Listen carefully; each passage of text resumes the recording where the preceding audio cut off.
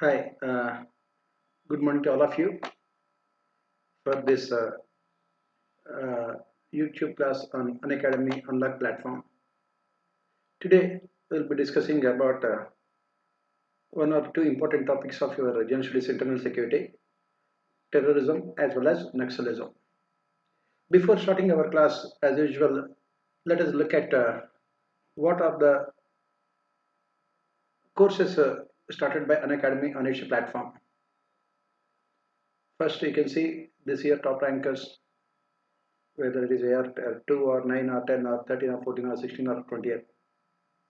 There are 7 rankers in 1 to 10, 1 to 20, and 20 in between 21 and 100, and 143 between 101 and 171. Then, first and foremost, if you are subscribing between 24th and 30th November, you will get a 3 months free extension on 1 year and above GS plus combo subscription. This is available only for GS and other combo subscriptions. You will be getting what we call a 3 months extension. That means apart from 12 months, you will get another 3 months also. Then you have say one combo plus GS plus optional. 1 year earlier it used to be only in the earlier it was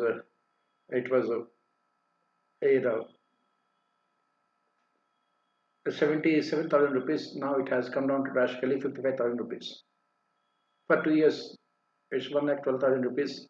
It is 79,075 rupees. Just make a comparison with the prices here in Delhi.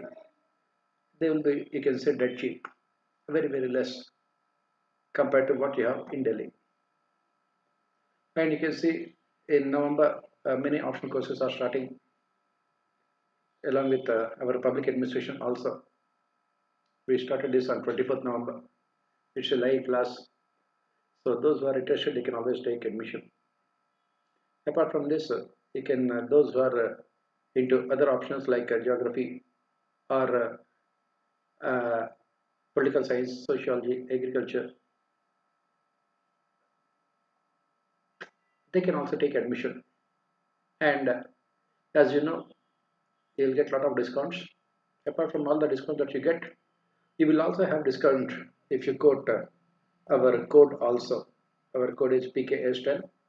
If you take admission on the basis of our code, you'll get more discount also, 10% additional discount. Then these are the batches for 2022 and 2023 GS CSE optional batches. Then what is the learners journey?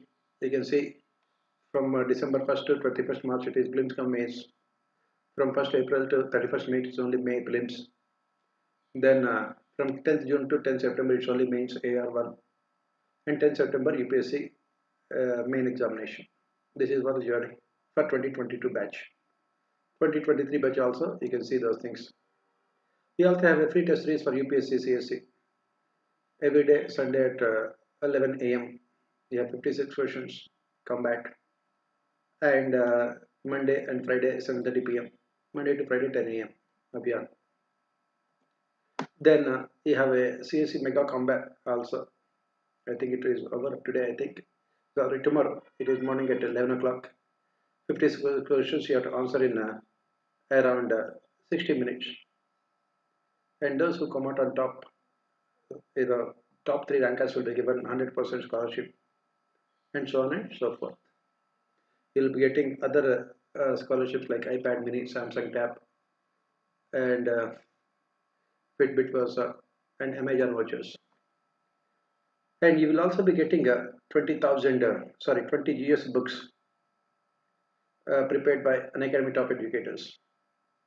And these books are provided to only those who have taken admission for first year and for 1 year and above, for GS and combo subscription only, not for everyone else. It is only for those who take admission for GS and combo subscription. And then what are the benefits of iconic subscription? You have personal guidance, study planner, live mentoring, test analysis, expert guidance, live classes, weekly test, study material, unlimited access, and structured courses. So these are all the courses offered by Unacademy, and you can definitely enroll for all these courses, of course, with our code PKS10. Now, let us come back and look at what we have to discuss today: Naxalism and terrorism in India. These topics are there in your General Studies paper 3 as part of internal security. Almost every year, the questions will be asked from these topics. Every year, you can see that the questions are asked from these topics. As and when you have any doubts, you can always ask me. Otherwise, let us proceed and look at these things. So, let us start with Naxalism. What is this Naxalism? We'll start with what is Naxalism. As all of you should know, Naxalism is derived from the village Naxalbari in West Bengal, when the peasants revolted against the local landlords who had beaten up a peasant over land dispute in 1967. As we know, immediately after independence, the government of India had decided that they would implement land reforms.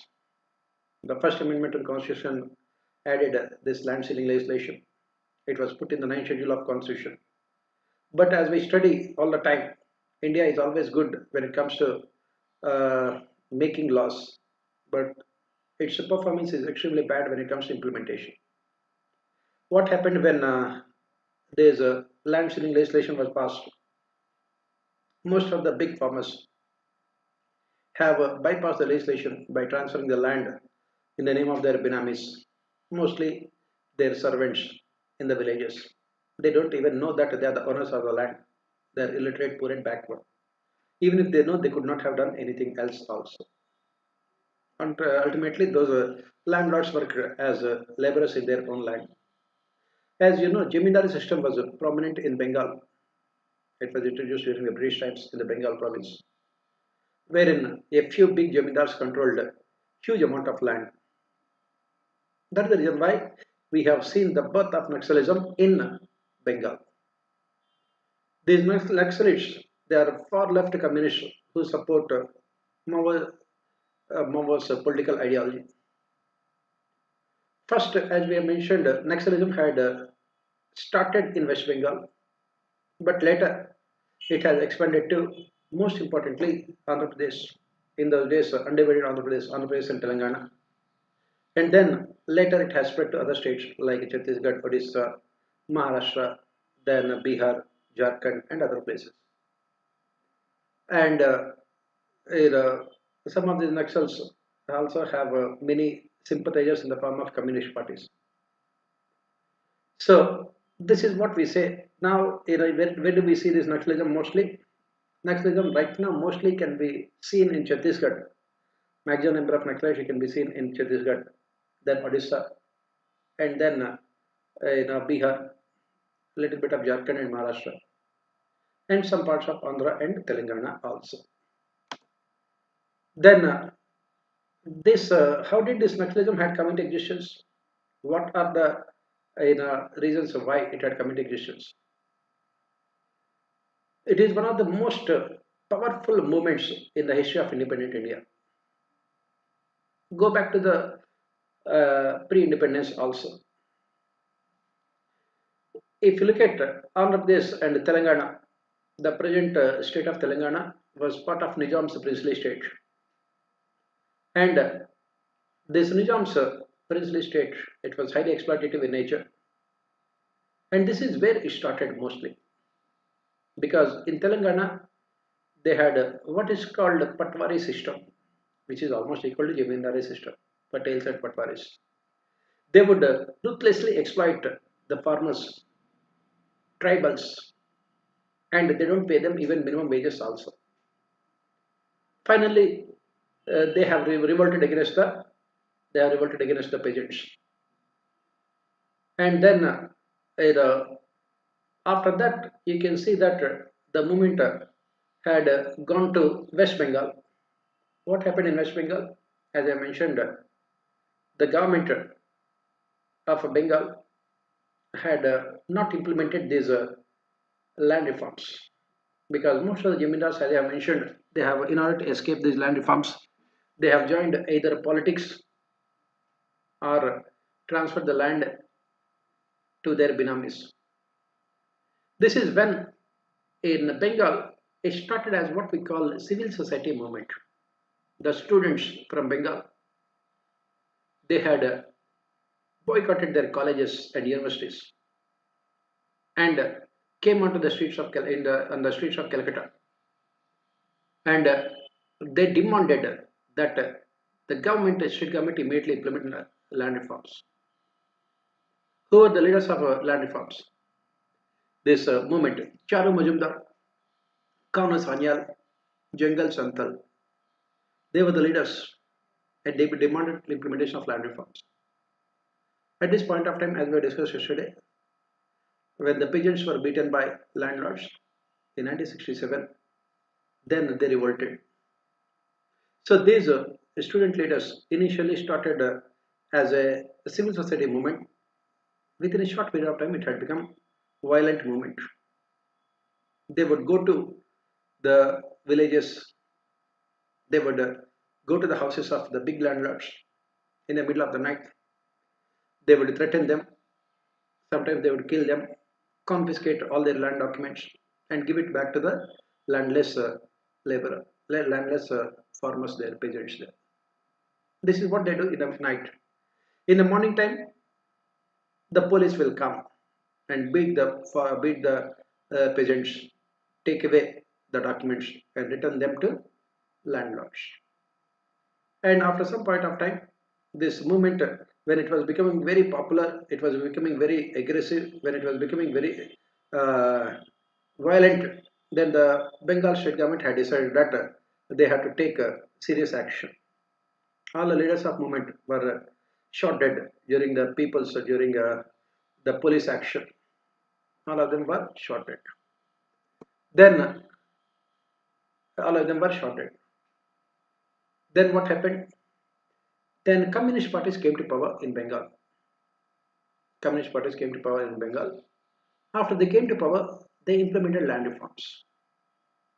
They started implementing land reforms. That is when automatically the movement started dying down. But when the movement was started dying down, it started taking place in another state, Andhra Pradesh, undivided Andhra Pradesh. In 1970s and 1980s, this movement had gained momentum in undivided Andhra Pradesh. And it had seen the birth of what is called PWEG, as you can see it on the screen also, People's War Group. And Kondapalli Sitaramaya was the leader of the movement, and it was very, very effective, very, very successful. It was very effective and very, very successful. Naxalites indulged in violent attacks, assassinations of politicians, upper caste leaders, and landlords. They created terror. Now the question that we have to ask here is why this movement was successful in Andhra Pradesh. Andhra Pradesh means present Andhra Pradesh and Telangana. What is the reason why it is successful in Andhra Pradesh? Very simple. Why it was successful in Andhra Pradesh was because wherever you have forests, wherever you have this Jamindari system, you can call it by different names, but at the end of the day, it is only the same exploitative system. There is always a scope for this Naxal movement. As we discussed earlier, in between 1946 and 1951, Telangana had witnessed these uprisings. After that, Telangana was integrated with Andhra Pradesh. In Andhra Pradesh, if you look at it, the movement had its origins in the districts of not the coastal districts of Andhra Pradesh, which are bordering Odisha. These are all the districts which are dominated by forests and tribals. And these tribals, who were mostly illiterate, were being exploited by the ruthless middlemen and the traders. These tribals would work very hard in the farms. They would get all the products, forest products, and they would be selling them to these middlemen for almost completely zero prices. And these middlemen, along with the local traders, would make huge amount of profits. That is when, in these districts, you can start with Srikakulam district, in Andhra Pradesh, which borders Odisha, Srikakulam, Vijayanagaram, Babali, Visakhapatnam. These are the districts, north coastal Andhra Pradesh, which are dominated by which have very good amount of forest cover. And these are all the districts that witnessed a huge amount of this Naxal popularity. These Naxals went into the forest. They started taking the side of the tribals. They started providing instant justice to the people there. And they started punishing the middlemen, landlords, upper class leaders, and the unscrupulous businessmen. Automatically, they gained sympathy of the local population, tribal population. Why? Because neither the state, nor the politicians, nor media never really bothered to go into those interior pockets of Andhra Pradesh. Still, if you look at it, the north coastal Andhra Pradesh is still relatively underdeveloped compared to other parts of the state. And you can imagine what it was in 1960s and 70s. On the other hand, in Telangana, what is the reason why the movement was becoming popular? In Telangana, still that Patwari system was continuing, and they were ruthlessly exploiting the landless peasants. Telangana also has a very good amount of forest cover along with Rayalaseema. This forest cover runs through Rayalaseema through Telangana and not the Telangana also. So this Andhra Pradesh had become the major fertile ground for the Naxalites. Another reason why this it had become very popular in Andhra Pradesh was that Andhra Pradesh for a long period of time was under the influence of communist ideology. There was no opposition to the Congress party at that point of time. There were no regional political parties. It was only the communist parties who provided political opposition to the Congress. And communist ideology is what is similar to the ideology of the Naxalites, except that the communists believe in bringing about what we call reforms through the ballot, whereas Naxalites believe in the reforms through bullet. But the ideology is the same. So that is the reason why in 1970s, 1960s and 1970s and 1980s, they had joined Naxal movement. Young students from colleges and the universities joined the Naxal movement. They were impressed by Naxal ideology. Kondapalli Sitaramaya, who was the founder of People's War Group, himself was a school teacher, and then he started this movement. In 1980s, if you look at it, in 1980s, when we look at it, the movement was very, very powerful, very, very strong. In 1980s, Naxalites had kidnapped around 10 senior IAS officers. All of them went into forest under the leadership of one of the topmost IAS officers in the country at the point of time, Shankaran, and they kidnapped them. That really made the entire country realize the severe problem of Naxalites. Of course, through negotiations, all of them were released later. Next, then what happened? Slowly but surely by 1990s, Naxalism started getting weaker in Andhra Pradesh. And by late 1990s, it has almost disappeared from Andhra Pradesh. Various reasons why. That we will discuss separately. What is the reason why it has disappeared? And Naxals, in order to again make sure that their presence is not removed from the memory of the people, they carried out bold attacks on political leaders. The then Chief Minister of Andhra Pradesh, Chandrababu Naidu, he was attacked by the Naxalites. When he was en route to Tirumala in Tirupati. It was a daring attack on the Chief Minister. The Chief Minister normally we know has a very good security cover. Still, Naxalites could attack the Chief Minister to show that they are not dead, to show that they are yet to be decimated. When Chandrababu Naidu was the Chief Minister, the government had taken many measures to eradicate Naxalism. They wanted to take revenge against it. But after a time, Naxalism almost had completely disappeared from Andhra Pradesh and Telangana. After it had disappeared from Andhra Pradesh and Telangana, what happened then? It had these Naxalites went into other states. What were the states? Again, they went back to Bengal. This Singur agitation was there. Tatas were given permission by the communist government to start a nano factory in Singur. And this is again led to what we call communist. This again led to again the strengthening of Naxal movement in Bengal. For a good period of time, most of the Naxal leaders from Andhra Pradesh, please remember, out of top 20 Naxal leaders in the country, 18 to 19 are them only from Andhra Pradesh. All of them had migrated to other parts of the country. They migrated to Bengal, they migrated to Bihar, they migrated to Chhattisgarh, Odisha, Maharashtra, nearby forests. It is very easy for them because forests don't have any boundaries. You can commit crime in Telangana and immediately come to Chhattisgarh. You can commit crime in Andhra Pradesh and come to Odisha. Naxalites have used this vast forest cover to commit all kinds of crimes. Then, as I said, the movement had spread to other states. Please remember, when the movement had spread to all these states, it was mostly because of local factors the movement had become very popular. And these factors are different from each and every state. Take the case of Bihar. Why Naxalism had become very popular in Bihar? Take the state of Bihar. In Bihar, it was because of this caste conflicts. 1990s witnessed the emergence of this upper caste army in the form of Ranbir Sena against the demand for backward caste empowerment. This Ranbir Sena targeted the backward caste people. They would go to villages and they would kill the backward caste farmers because they were demanding land reforms.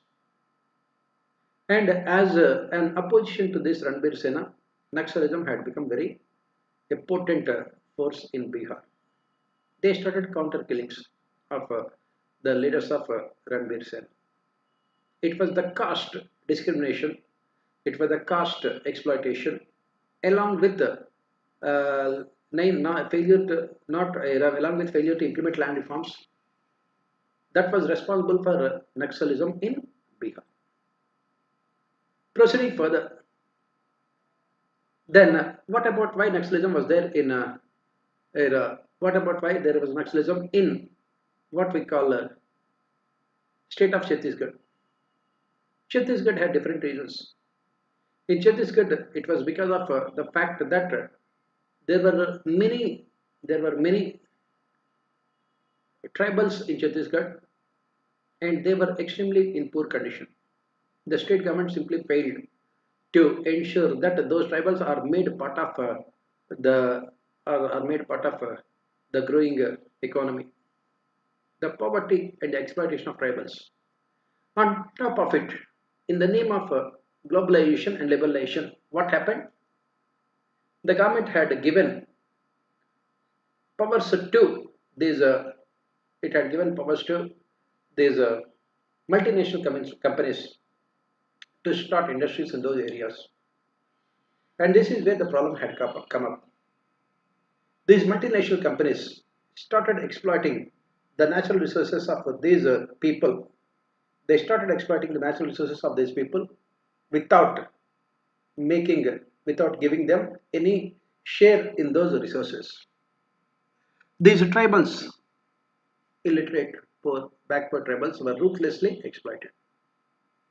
That is the reason why in Chhattisgarh and in fact in Odisha also, Naxalism was becoming popular. You can see in each and every state, different reasons were there for the spread of Naxalism. That is what you have to remember. And then what happened? These Naxalites from all over the country, they had merged themselves into one single faction, as you can see it on the screen. In 2006, the problem was so severe that the then Prime Minister Manmohan Singh, called Naxalism the biggest threat to the internal security of India. It had become the biggest threat to the internal security of India. He said that it was not the Northeast, nor Jammu and Kashmir, nor any other insurgent or secessionist movements, which was the biggest threat. Why? Because Northeast and Jammu and Kashmir, they are at the periphery of the country, whereas Naxals stationed themselves in the heart of the country. In the heart of the country, for thousands of kilometers, there was no state. As Manmohan Singh pointed out, the then Prime Minister, in 200 districts of country, it was the Naxalites who were ruling. The state has simply disappeared. This is what that happened at that point of time. And then what happened? Over a period of time, we are in 2021, over a period of time, we have seen drastic decline in the influence of Naxalism. Why? What is the reason why? We have seen drastic decline in the influence of Naxalism. There are so many reasons. All the state governments had come together, had come out with some uniform policies. And they had also started treating Naxalism both as in the short term law and order problem, in the long term, what we call it as a socio-economic problem. All these states, wherever Naxalism was there, it was treated, it was given importance that good governance initiatives would become very efficient in Naxal affected districts. On top of it, the government of India also had started this aspirational district program. Most of the districts are there in what we call Naxal affected states only. And on the other hand, Naxalites also did not lie down.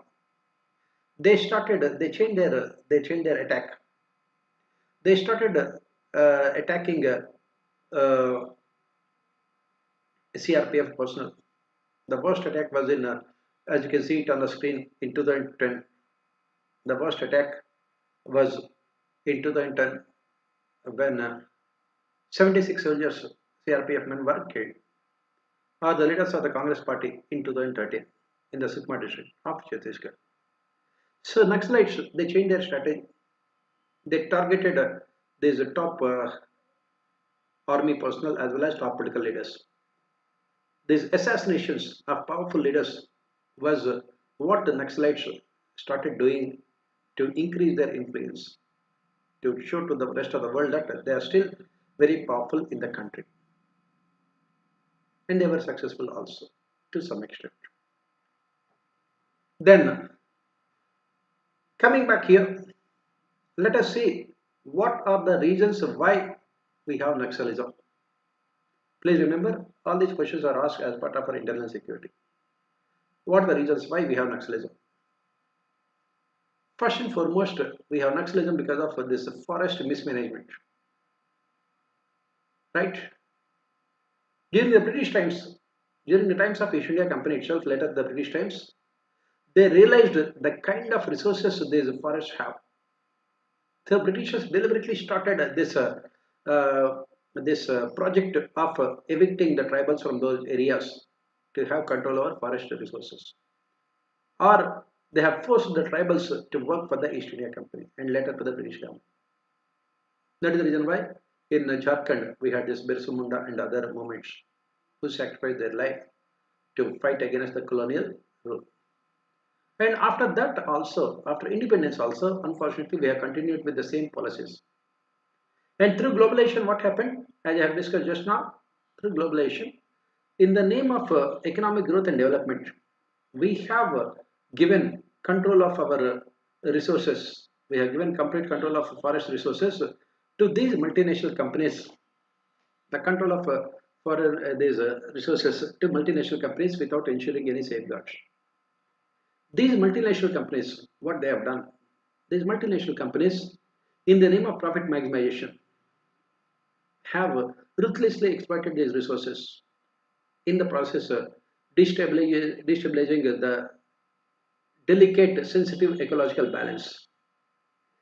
They have also ruthlessly exploited the Naxalites. They have been thrown out of their livelihood. They have been staying there for hundreds of years. They have been thrown out in the name of growth and development.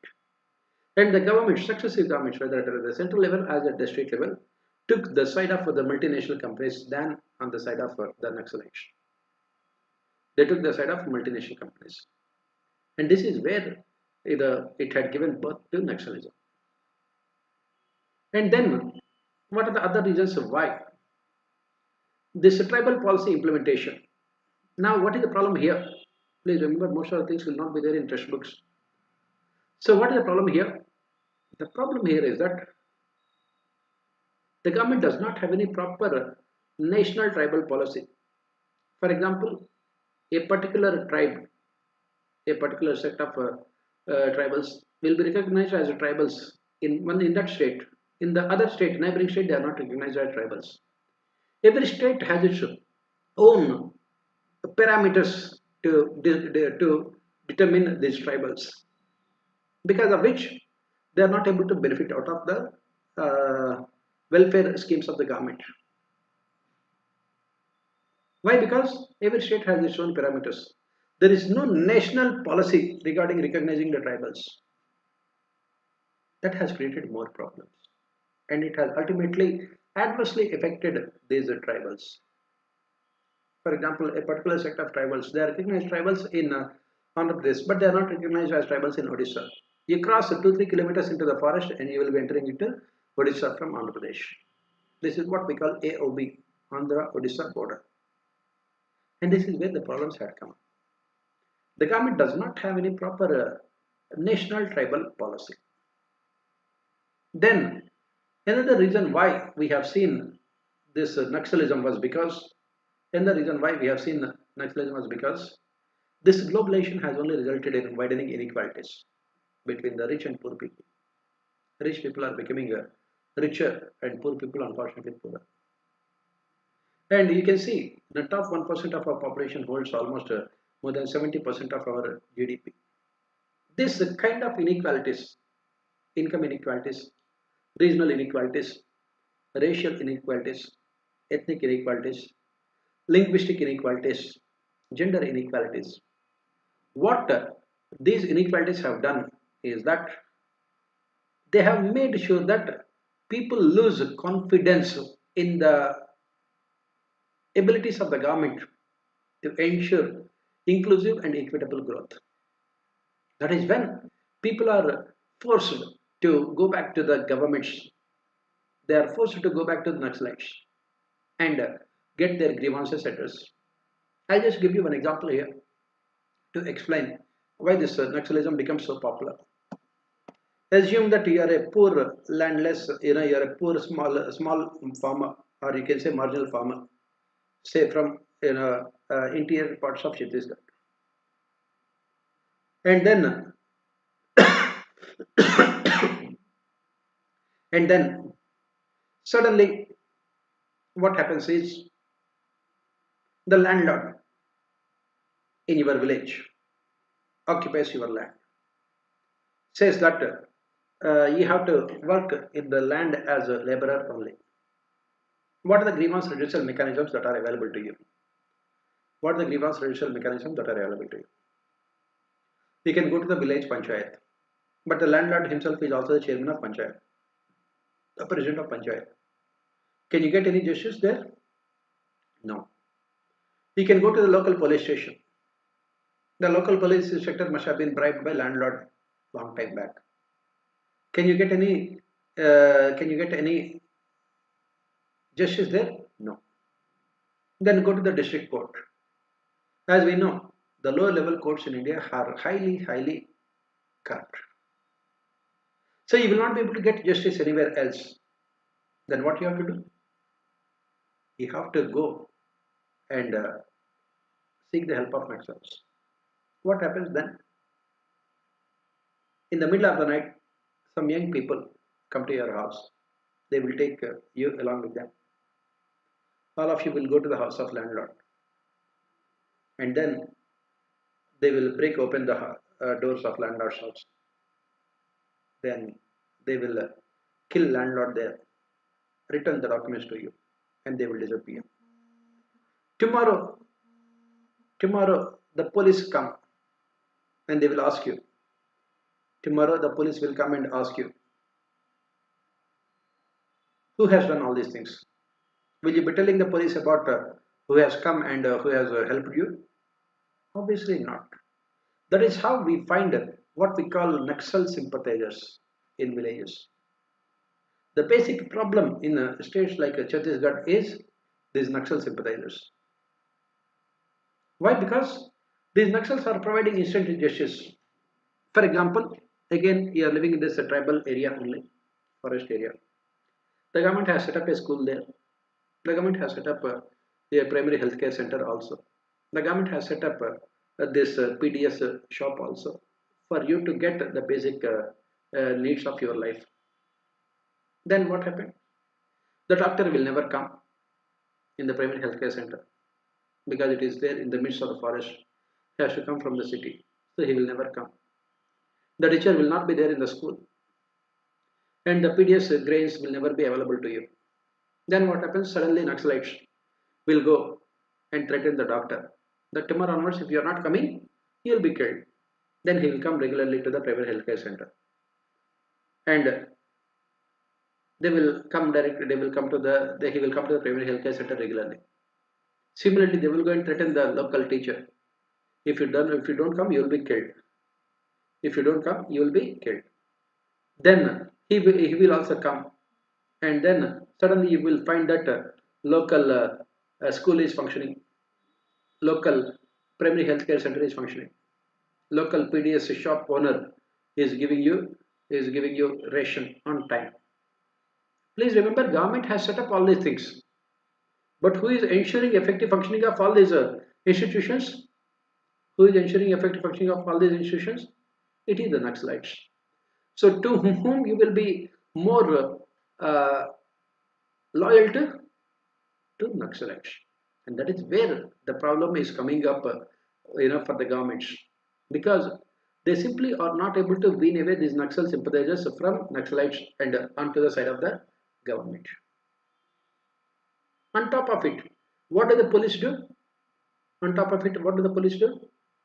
The police will, on top of it, the police will take a serious action against these Naxal sympathizers. They are arrested, they are put in jails, and they are being beaten severely. And once they come out, they will become much more dreaded Naxalites. It's a vicious cycle here that you can see here, how this absence of development resulting in Naxalism and this Naxal sympathizers are becoming Naxalites. This is what is happening, right? This is another reason why we have seen the spread of Naxalism. Next, what are the other reasons why? Lack of industrialization. As I have mentioned, most of these areas that we find where Naxalites are very, very popular, strong, are those areas where there is no infrastructure, where there is so much of unemployment, where there is so much of backwardness, where there is so much of illiteracy. And the people of those areas are so much against the government that they automatically lean towards Naxalites. They automatically look towards what we call alternative sources of justice. They automatically become Naxal sympathizers. There is no infrastructure. Go to interior parts of Chhattisgarh, go to interior parts of Madhya Pradesh or Odisha. There you don't find electricity, telephone lines, infrastructure. On the other hand, if the government wants to improve infrastructure, then Naxalites will deliberately destroy that infrastructure. They don't want these poor people to have access to the infrastructure also. This is another reason why we see Naxalism. And of course, the most important reason why we have seen so much of Naxalism in our country is because of this failure to implement land reforms. The first amendment to the Constitution was made in 1950. We are in 2021. That is 71 years. Even after 71 years, the land ceiling legislation has been a failure. Look at it, according to the Government of India statistics only, the Ministry of Agriculture. If you look at the land holdings in India, small and marginal farmers, They constitute almost 89.5% of our total population of farmers. 89.5. And they own less than what we call 2% of the land. They own less than 2% of the land. On the other hand, these rich landlords, jamindars, they constitute 2%, less than 2% of our total farming population. And they own almost more than 95% of the land also. More than 90% of the land. With these kind of inequalities, those areas become fertile grounds for Naxalism. Simply, the government, successive governments have never shown any kind of interest in implementing land reforms. Nowadays, after liberalization, privatization, globalization, the governments are not even talking about land reforms. Earlier, at least they should talk about them. Now they are not even talking about land reforms. This is another reason why we have seen Naxalism. Another most important reason why we have so much of Naxalism in our country is because India has a very dense forest cover, especially in the heart of India, central India, full of forest, Dandakaranya, what we call it as Dandakaranya, which spreads from the southern the Uttar Pradesh till all the way to Andhra Pradesh and going into Tamil Nadu also. That's just long, dense forests are what we call safe havens for Naxalites. They are safe havens for Naxalites. These Naxalites simply, the Naxalites simply take shelter under in those dense forests. It becomes almost impossible for security forces, CRPF personnel, and state police to go into those forests and hunt down Naxals. It becomes almost impossible because there are no infrastructure facilities. There are no other basic facilities. On the other hand, it has been observed that CRPF personnel, most of the CRPF personnel, they died in the last few years not because of Naxal bullets, because of the mosquito bites. Most of the CRPF personnel died because of mosquito bites. That is where the problem is. And then what is the other reason why we have seen the spread of Naxalism? As I said, in most of the country after 1991, as part of liberalization, privatization, globalization, the country has witnessed what is called jobless growth. People simply do not have any jobs. And they are mostly what we call, they are not what we call unskilled personnel. They are not illiterate people. They are skilled personnel like engineers and doctors. And what we find is that these engineers and doctors, when they don't get better jobs, they are attracted by Naxal movement. They are easily attracted by this Naxal movement, which talks about bringing a total revolution through the barrel of the gun. And they can be easily influenced by that Naxal movement also. And you find that in most of the colleges and universities in our country, we find that the radical left movements are also gaining popularity. Take the case of Jawaharlal Nehru University. Most of the youth are what we call radical left. They don't want to recognize the sovereignty of the state. They don't want to accept that the state is there to work for the welfare of the people. They believe in having an alternative justice and governance mechanisms. And they mostly become part of these Naxals movements. This is another reason why we have seen what we call spread of Naxalism in the country. Next, right? So now that we have seen all the reasons why we have seen the spread of Naxalism in the country, right? Let us look at what the governments are doing to tackle Naxalism. What the governments are doing. As I said, in Bengal in late 1960s, when the movement was becoming popular with Charu Majumdar, Kanu Sanyal, and others, the government suppressed the movement with brute force. All those younger, radical Naxal leaders were identified and they were ruthlessly shot dead by the government. The government had given complete powers to the police force there. Police treated it as as a law and order problem, and all of them were eliminated. That was the reason why it had disappeared from Bengal. But it has spread to other parts of the country. Now, as I said, from Bengal it had spread to in 1970s and 80s to Andhra Pradesh. Andhra Pradesh had become the hotbed of Naxals. In 1970s and 80s, almost every student who studied in universities in Andhra Pradesh was a Naxal sympathizer.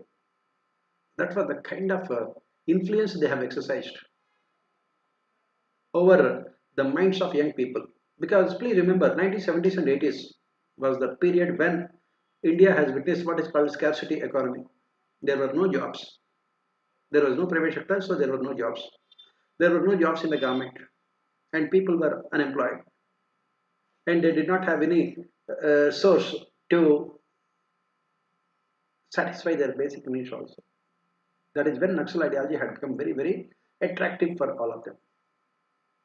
It has attracted the best of minds in the country at that point of time.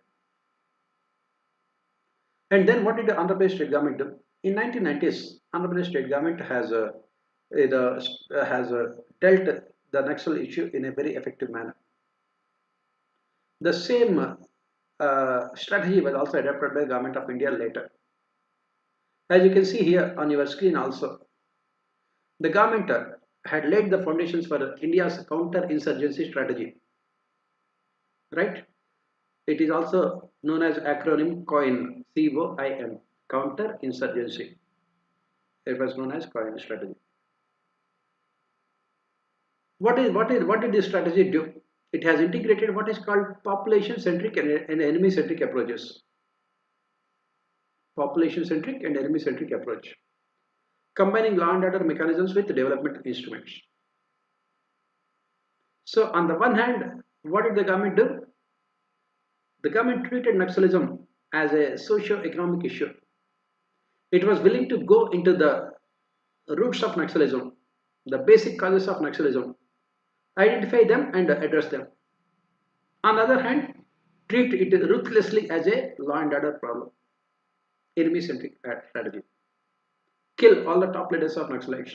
Whenever get an opportunity, just eliminate all the Naxals, so that their strongholds will completely disappear also. And obviously, this strategy proved to be very effective. Right? First and foremost, as I said, a law and order approach. What did the government of India do? Around 532 companies of Central Paramilitary Forces were sent to the affected states. 532 companies of Central Paramilitary Forces. Especially this CRPF took the bulk responsibility of going into the forest and doing this counter-insurgency operations or the combat operations. Central government has deployed, because the state government simply did not have the manpower, nor the weapons, nor the technology to counter these Naxalites. As I said, the problem is that you have to go deep into the forest and do them. Police are not at all trained for this. That is the reason why central government had taken upon itself the task of eliminating Naxalism. So central paramilitary forces were sent to all those districts which are affected by Naxalites. And in 2006, when the government recognized for the first time Naxalism was a major issue, when the government, the then Prime Minister made a statement that Naxalism is the most important internal security problem in India, the government has come out with a security blueprint to tackle this Maoist extremism.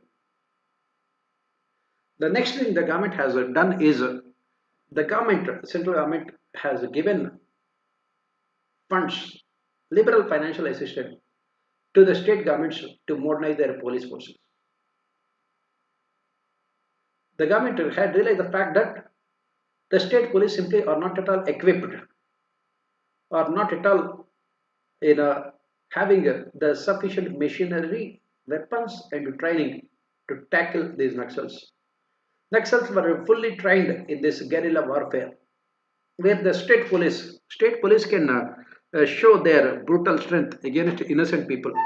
But when it comes to Naxalites, the state police simply were a completely not a match at all to the very well trained Naxalites. That is the reason why the central government had come out with a modernization scheme, police modernization scheme. As part of the scheme, the central government has provided liberal financial assistance to all those states which are affected by Naxalites. And for what the money should be used? The money should be used to upgrade the weapons of police forces. Police forces were fighting with still old the point 302 rifles, whereas Naxals were acquiring from the Lankan terrorists and others, they were acquiring these AK-47 and AK-56 weapons also. Obviously, there is complete mismatch between the weaponry of the Naxals as well as that of the police forces. And that is the reason why the government has said that they would, the central government has provided financial assistance to the state police to improve their weaponry and most importantly communication systems. Once the police went into the forest, they're completely lost there. These forests are running into thousands of kilometers. They simply don't know where they are moving, east, west, north, south. And once they go deeper into the forest, all the communication channels with the police would be lost. They would become sitting ducks in front of the Naxalites. That is the reason why the focus was on communication systems. The entire forest area is connected through telecommunications. And then, of course, the infrastructure. The focus was on constructing roads, all-weather roads in these uh, in these forest areas, going deep into the forest also. The focus is on improving this electricity in those areas. The focus is on improving telecommunications. The focus is on having more police checkpoints in the areas. And this is when the government, central government had done these things on war footing. Immediately you could see the success also. You could see success. Automatically, what the Naxals enjoyed for a long period of time, complete immunity from the police, they had lost all those things. Naxalites, what are the next ones of Naxalites that were completely, you know, made ineffective by the central government with emphasis on these things? As I said, the central government has provided liberal financial assistance. The state governments also have used that financial assistance to improve infrastructure and communications. And another thing that they have done is that using the technology to gather intelligence, these unmanned drones were used, unmanned drones were used to for intelligence gathering by the state governments. Since they were unmanned, there was no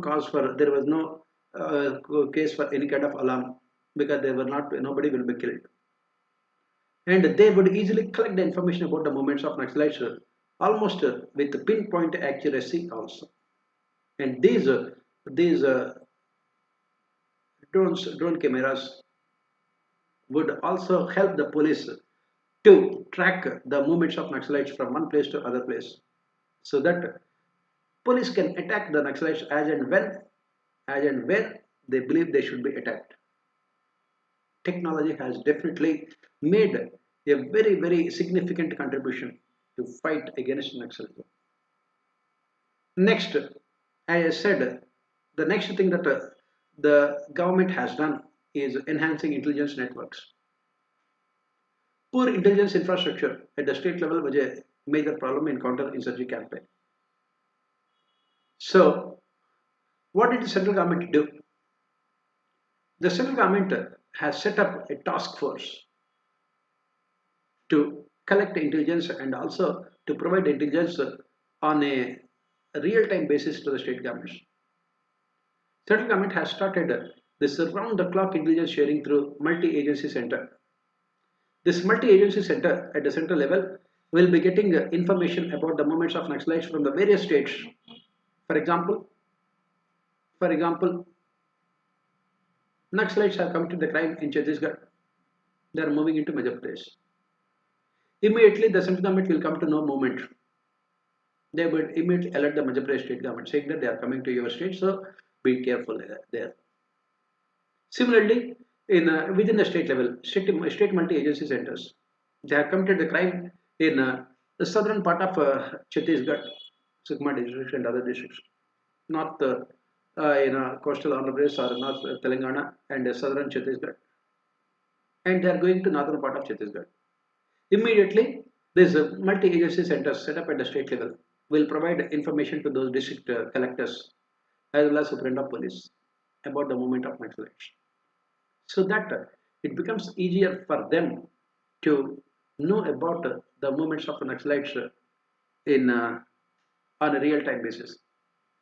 The government also has set up, as you can see here, command and control centers in Maoist hotbeds like Jagdalpur and Gaya in Bihar. The next thing the government has done is developing human intelligence at the ground level. As I said, Naxals had so many simple sympathizers. The government wanted to break this chain of sympathizers. The government started developing its own human intelligence at the ground level. For example, the Chhattisgarh state government has started this what we call uh, special police officers, Salva Judo. The young tribals are given training in arms, and they were given the power, they were given the authority to take action against the next election, and they were paid honorary remuneration also per month, so that the government will make sure that Naxals would not use these tribals as their human shields, as their human intelligence. The government was breaking the stronghold of Naxalites here. And the government has ensured that there is strong cooperation between all the agencies involved. As we study also, a single function is performed by multiple structures. When a single function is performed by multiple structures, what we see is that there is always scope for overlapping of functions and structures. That is where the government has made sure that it is giving a lot of importance to what we call coordination, so that there is no overlapping. Whenever there is a CRPF forces going into Naxal affected areas, whenever those CRPF forces going to Naxal affected areas, they would take the help of the local police. They would inform the local superintendent of police. They would take the local help of local intelligence mechanisms, so that there is a proper coordination between all of them. Earlier, this lack of coordination had resulted in so many unfortunate deaths, including in the Sukma district when the 70 CRPF police personnel were killed by the Naxalites because of lack of coordination between these intelligence agencies. And the government has made sure that this coordination is achieved through constant communication between all the institutions and agencies involved in this whole operations. Next, the central government also started assisting the state governments in security related expenditure. It has launched a scheme called security related expenditure. So, for example, central government, state governments are spending money to provide insurance to the police personnel, or for that matter, community policing, or providing rehabilitation for surrendered Naxalites. Then the central government has agreed to finance 50% of the expenditure incurred by the state governments, so that the state governments need not worry at all about the finances while tackling the issue of Naxalites. And this has made the state governments to spend more amount of money without worrying about the expenditure concerns. For example, as part of community policing, you are asking the local people to act as a human intelligence. Why would they act? Unless they have some kind of incentives. You give them some amount of money per month. And when the state government is giving that money, the central government will reimburse the state governments 50% of that expenditure. Recently, what did the central government do? Recently, the central government has raised this expenditure to 100% also. That means the 100% of money spent by the state governments on all these schemes, programs will be reimbursed by the central government. And not only they are reimbursed after spending the money, nowadays what the central government is also doing is, central government nowadays is also providing advance release of funds to the Naxal affected states. Please remember, this spread of Naxalism did not come down, overnight. It did not come down overnight. As we discussed, in 2006, more than 200 districts were affected by Naxalites. Now it has come down to less than 40 districts. Why? Because of all these measures taken by the government. On top of it, as I said, this was also treated as what we call a governance issue.